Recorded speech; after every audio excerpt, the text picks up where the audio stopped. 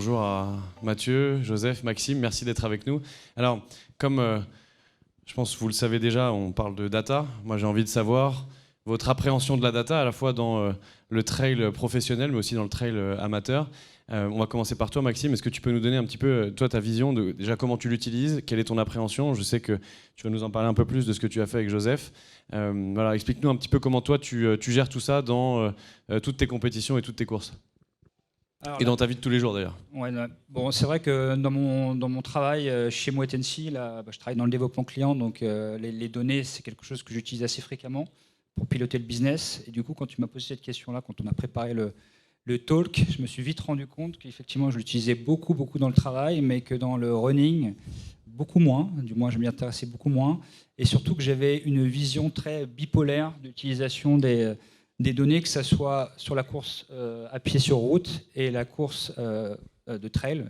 Les données, je les suis beaucoup plus quand je suis sur route.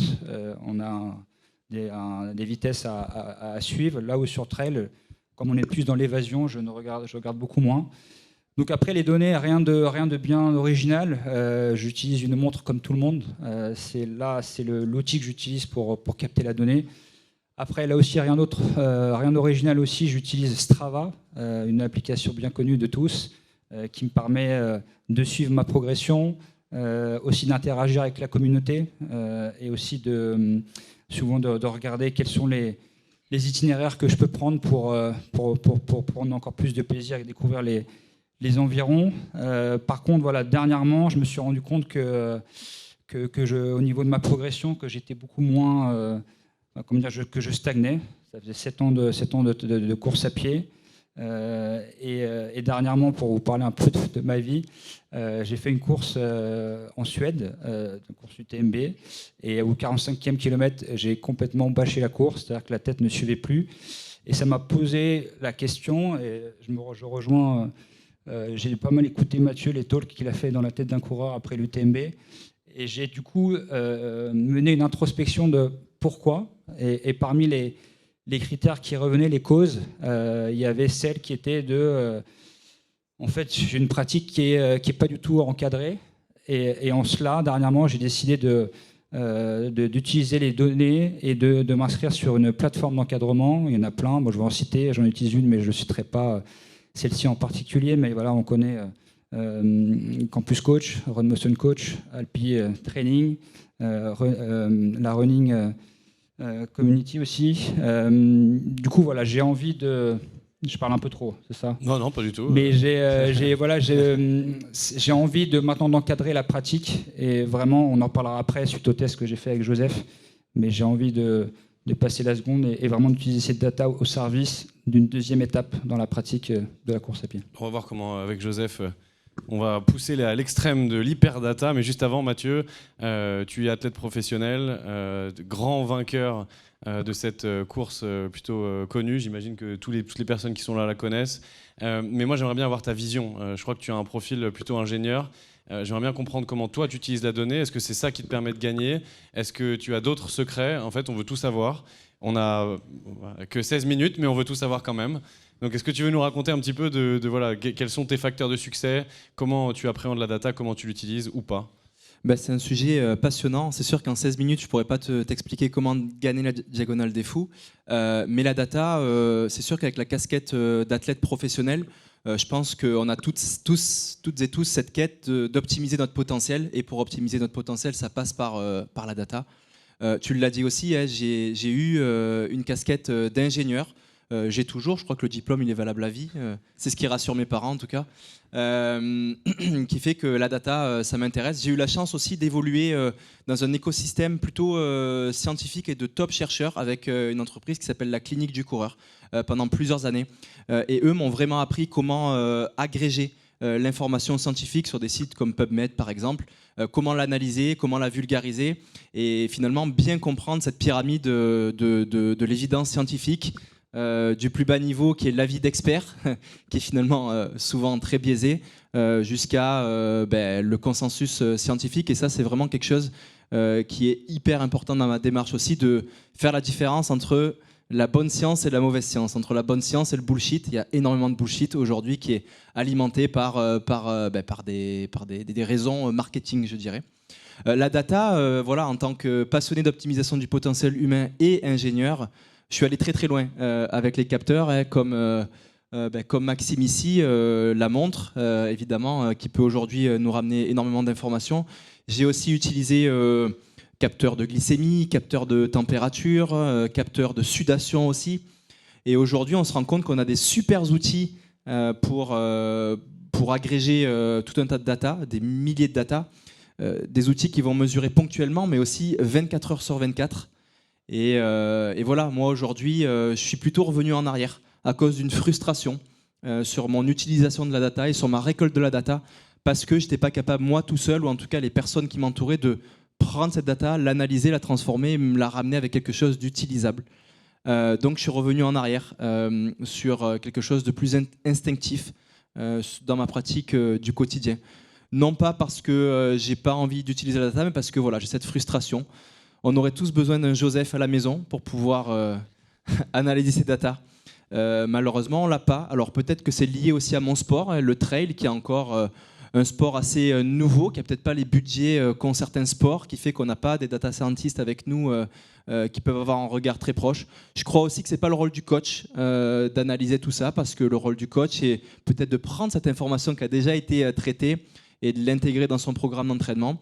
C'est vraiment un métier à part entière. Et voilà, donc où j'en suis aujourd'hui, j'espère que dans un proche futur, on aura la possibilité d'avoir des personnes comme Joseph dans notre entourage sportif pour pouvoir continuer à optimiser le potentiel, ou bien avec le thème de ce salon, d'éventuels aides logicielles ou artificielles d'intelligence pour pouvoir nous aider dans cette captation, analyse, traitement de la data. Alors j'espère bien, on a quand même pas mal de startups qui proposent ce genre de service. Alors potentiellement, j'espère que tu y trouveras ton compte. En attendant, on a tous besoin d'un Joseph. Joseph est avec nous, on a de la chance. Joseph, tu as un parcours un peu particulier. Et effectivement, toi, tu interviens pas mal dans le trail. Tu es un peu le sauveteur de la data pour tous celles et ceux qui sont un peu perdus dans tous ces capteurs et toutes ces données. Alors toi, et tu vas nous expliquer rapidement, tu traites tous les flux de données possibles. Et d'ailleurs, il y en a que je connaissais même pas. Surtout ce que vient de dire Mathieu, alors des capteurs qu'on peut mettre partout, sur l'épaule, dans le dos, sur le poignet. Est-ce que toi, tu veux nous partager quelles sont toi tes données, tes outils qui selon toi sont les plus efficaces ou ceux qu'il faut suivre en priorité ? Ouais, c'est hyper intéressant. Merci beaucoup justement pour l'introduction. Effectivement, moi, je me suis spécialisé dans l'hyper-personnalisation grâce à la data. Et comme dit Mathieu, en fait, il y a certains athlètes, ça ne fonctionne pas forcément. Il faut aussi jouer avec, mais c'est aussi le rôle du performance scientist. Donc, moi, j'ai vraiment une formation très mathématique et je me suis lancé dans le trail en me disant, voilà, c'est ma passion, les maths et le sport. Comment est-ce que je peux aider à mon niveau justement les athlètes ? Et en fait, je viens récupérer toutes les données qu'on peut avoir sur l'athlète pour essayer de résoudre des compromis, en fait, de permettre justement aux coachs, aux nutritionnistes de répondre à ces trade-offs. Et du coup, on a une cinquantaine de données, tu les as très bien dit, mais il y a aussi typiquement le taux de sel dans la sudation, il y a aussi la HRV, il y a la suivi du règle menstruel, on en parlait justement dans le talk juste avant, qui sont des données qui sont hyper intéressantes. Et moi, je récupère une cinquantaine de données comme ça pour modéliser au maximum comment fonctionne mon athlète et justement utiliser la littérature scientifique pour en fait répondre à ces questions précises. Et du coup, en fait, on vient donner des stratégies de pacing sur un UTMB, sur une diagonale des fous par exemple, mais c'est à la minute près par kilomètre. Les plans de nutrition, on se dit bah oui, attention, il faut bien manger, mais nous en fait on vient donner au gramme près de glucides. Et en fait moi je pense et j'en suis persuadé que cette ultra personnalisation, ça nous permet de frôler la ligne rouge sans jamais la dépasser bien sûr, mais du coup d'aller gagner les 1%, 2%, 3% de performance qui manquent pour aller gagner une médaille d'or olympique ou un titre mondial. Et toi Mathieu, du coup t'es souvent à côté de cette ligne rouge, mais du coup toi t'es pas accompagné par un Joseph. Comment tu fais pour gérer ça toi-même ? Ouais, tout à fait. Nous, en tant qu'athlète de haut niveau, on flirte avec la ligne rouge, et ce qui fait que voilà, on peut performer. Il y a aussi plus bas la ligne verte, qui est celle qui crée des adaptations et qui est suffisante pour pouvoir progresser. Puis après, il y a la ligne en pointillé en bas qui est la ligne de la sédentarité. Il faut éviter d'y être. Mais la ligne rouge, en fait, c'est assez simple. Aujourd'hui, je l'ai dit, je suis revenu un petit peu en arrière avec l'instinctif. J'ai une connexion avec mon corps qui est assez forte pour reconnaître des signes qui font que je touche la ligne rouge. Exemple très concret, quand je commence à ressentir une sensation musculaire douloureuse dans un entraînement, ben, je sais le lendemain matin, au moment où je me lève, en fonction de où est le niveau, si je vais pouvoir aller m'entraîner, comme si de rien n'était, aller m'entraîner en m'adaptant ou ne pas aller m'entraîner. Donc ça, c'est avec le temps des éléments que j'ai pu mettre en place qui font que je peux flirter avec la ligne rouge sans aller trop haut. Mais bon, ça arrive aussi, hein, on est toujours dans cette recherche de limite qu'on va un petit peu trop haut et on se fait mal. Et ça, la data pourrait le montrer aussi ou pas? Ah bah oui, clairement. Il y a par exemple, moi, par exemple, après toutes mes courses, avant mes courses, je fais aussi des cinétiques de bilan sanguin où je vais regarder des informations comme les marqueurs inflammatoires, les marqueurs hormonaux, les marqueurs au niveau des reins, du foie. Et clairement, un bilan inflammatoire élevé va être un sujet, va augmenter les chances de créer une inflammation dans un tissu du corps humain. Donc oui, il y en a des informations qu'on peut récolter. Tu analyses aussi ce type de données qui sont plutôt des données de sang, d'analyse, etc. Ouais. En fait, on a défini 7 facteurs de la performance, que ce soit l'entraînement, le strength and conditioning, la récupération, l'alimentation, et en fait ça fait partie, on travaille justement avec des experts dans chaque domaine, mais on va même aller sur la raideur tendineuse, ce genre de choses qui sont des facteurs de performance pour aider en fait à éviter d'aller, typiquement Mathieu qui s'est blessé sur l'UTMB, qui était obligé d'abandonner parce qu'il y a eu cette blessure, potentiellement on aurait peut-être essayé d'aller plus la voir avec justement des tests de force sur les différentes jambes, etc., et de déceler ce genre de mini anomalie et en fait se dire il y a peut-être un problème, on se retire ou effectivement on va courir. Alors, dernière question avant de passer sur quelque chose d'assez intéressant. On a les watts pour mesurer dans le vélo. C'est quoi la mesure principale dans le trail? Alors, il existe des capteurs qu'on peut mettre sur nos chaussures pour mesurer des watts aussi, parce que c'est vrai qu'en trail, on ne court pas à plat, donc on ne peut pas travailler en vitesse, en km/h ou en minutes par kilomètre. On ne peut pas travailler non plus en kilomètres, parce qu'au final, on est dans des terrains très variés. Et puis, moi, je peux t'assurer que parfois, j'ai fait 30 minutes pour faire 1 kilomètre dans la jungle guadeloupéenne. Et parfois, si je fais 1 kilomètre sur un terrain moins technique, ça va me prendre 3 minutes. Donc voilà, c'est là où c'est difficile en trail. On va travailler plutôt dans une notion de ressenti et de temps. Mais c'est vraiment très subjectif. Raison pour laquelle, encore une fois, la capacité à avoir des outils pour mesurer, pour complémenter en fait cette sensation qu'on peut avoir d'être dans une zone d'entraînement entre ce qu'on ressent et ce que va nous dire l'outil, ça serait exceptionnel. Bon, là, je l'attends toujours. Ta perception, ta mesure favorite? Oui, en fait, c'est très facile, justement, le vélo ou la course à pied, parce que c'est évident, justement, d'avoir des données de performance. Et en fait, en trail, et moi, c'est pour ça que je me suis spécialisé là-dedans, c'est parce que c'était difficile, donc je me suis dit, il y a un truc à faire, et je me suis lancé là-dedans. Et en fait, on peut réussir à moi typiquement je crois pas encore en watts sur la course à pied parce que en fait il y a le terrain qui est un peu gras, donc tu vas glisser, etc., donc tu n'auras pas des données qui soient suffisamment intéressantes. Et du coup moi ce que j'ai fait, c'est que j'ai défini à quel point en fait la vitesse était impactée par le dénivelé, donc c'est ce qu'on a appelé la vitesse ajustée à la pente qui était donnée par Strava, mais aussi en fait tous les paramètres extérieurs de la performance. Ça va être la vitesse ajustée au vent, donc comment est-ce que le vent va m'impacter dans ma performance, comment est-ce que la technicité va m'impacter dans ma performance. Et là typiquement c'est un autre champ de données qu'on récupère grâce à la montre ou grâce aux centrales inertielles qu'on met sur les chaussures, de voir le temps de contact au sol, de voir le fly time du pied, de voir toutes ces informations justement pour se dire ok, ce terrain est technique, donc il impacte ma performance, donc en fait j'ai une puissance effective qui est plus importante que ce que ma montre m'avait donné. Et donc en fait on a même une vitesse ajoutée à la luminosité. On s'est rendu compte que plus il faisait noir, plus les BPM augmentaient. Et moi j'ai une athlète qui prenait 3 BPM à chaque fois qu'il faisait noir. Et donc je dis en fait ralentis pendant la nuit parce que sinon tu vas te cramer, tu vas passer au-dessus de ta ligne rouge. Donc il faut vraiment faire attention à tout ça. Et en fait on vient reconstruire ces facteurs justement d'allure qu'on n'a pas accès parce que c'est un environnement qui est très compliqué entre -5 et 22 degrés. Alors, restons avec toi, Joseph. Tu as fait l'analyse de Mathieu et de Maxime, et tu t'es posé la question comment est-ce qu'ils pourraient améliorer leur performance grâce à la donnée. Alors Maxime, ça a été une comparaison quand même assez compliquée, puisque Joseph a comparé tes perfs avec celles de Mathieu. Je suis convaincu qu'elles sont à l'avantage de Mathieu, les données. Pas de triche, hein. Pas du tout. Alors on a pris le trail, c'était quoi, UTMB 2023 C'est l'UTMB 2023. Alors pour vous faire un petit récapitulatif, on a Maxime et Mathieu, donc 442e de l'UTMB 2023, 4e. Maxime le finit en 35 heures et 24 minutes, tandis que Mathieu le finit en un peu plus de 20 heures, donc en 20h54.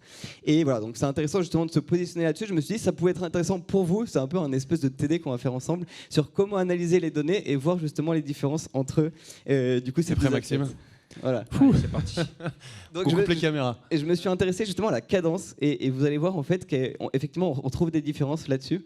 Donc ça va être je sais pas si vous voyez bien sur l'écran derrière moi, mais du coup on a en haut les données de Maxime et en bas les données de Mathieu Blanchard.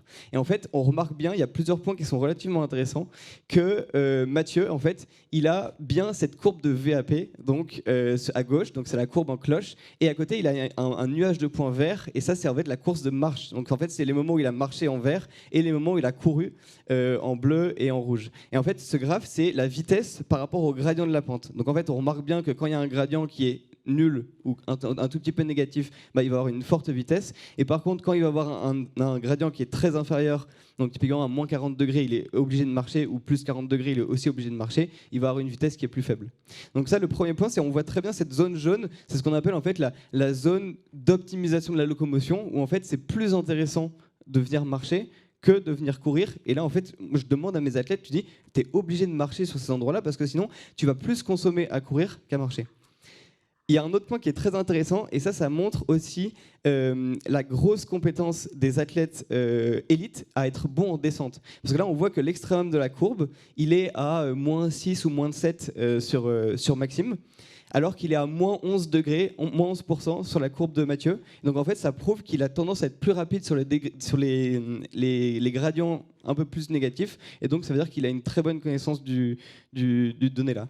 Et typiquement, je vous montre encore une dernière courbe, c'est la courbe de 60 km. Donc c'est en fait la courbe qu'on a d'habitude quand Mathieu fait un 60 km, et en fait on remarque qu'elle est bien plus haute parce qu'en fait sur un 60 km on a une vitesse qui est plus intéressante, et là en fait on voit qu'on sort de la zone jaune, et du coup en fait il n'y a plus d'intérêt à marcher sur un 60 km parce qu'en fait l'économie de course est plus assez intéressante.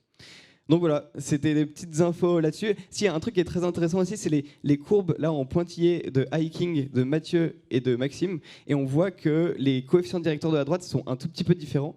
Et voilà, ça veut dire justement que Mathieu a tendance à un tout petit peu moins se fatiguer à ce niveau-là. Et on voit qu'il y a aussi plus de points sur la courbe de Maxime. Pourquoi ? C'est parce qu'il a passé 35 heures sur le terrain, alors que Mathieu en a passé que 20. Donc voilà, c'est aussi intéressant, et potentiellement... Ouais. Il pourrait quasiment en Qu'est-ce faire que tu deux, faisais, franchement? Mais là, si je comprends bien, à gauche, il marchait en descente. Et voilà, très intéressant. T'es un sacré flemmard, toi. Mathieu, tu dis n'importe quoi. Non, mais en vrai, c'est très intéressant de se dire ça. Sur un 35 heures d'un UTMB, en fait, un 20 heures sur l'UTMB, un 35 heures sur l'UTMB, c'est pas du tout la même épreuve. Et en fait, on se rend compte que effectivement, Maxime a marché en descente, mais parce qu'il était... C'est surtout que j'ai passé une deuxième nuit dehors. Voilà, c'est ça. Il était un peu fatigué, quoi. Mais ça aurait été peut-être plus intéressant de comparer une CCC de Maxime et un UTMB de Mathieu, parce que là, ce serait les mêmes temps en termes de temps passé dehors.